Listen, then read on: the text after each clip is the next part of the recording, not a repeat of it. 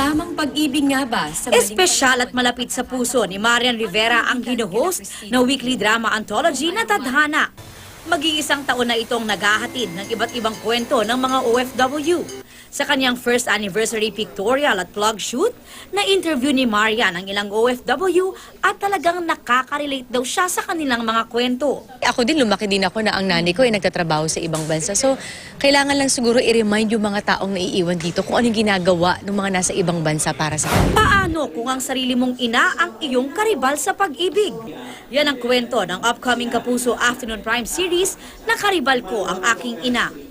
Pagbibidahan ito ni Bea Binene na nagre-ready na raw para sa mas mature roles.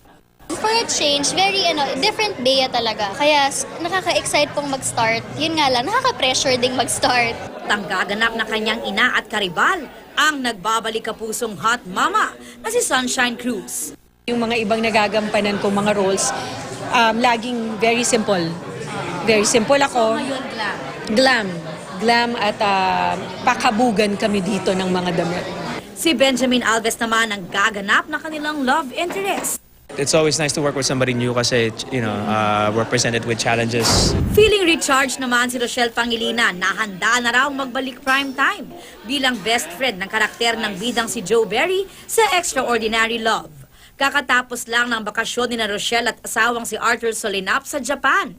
Masusundan pa raw yan ang kanilang honeymoon sa Europe. Ready na ba silang magka-baby? Basta, bibigyan sa atin ni God. Hindi sa perfect timing natin, kundi sa perfect timing niya. Aubrey Carampel, updated sa Showbiz Happenings.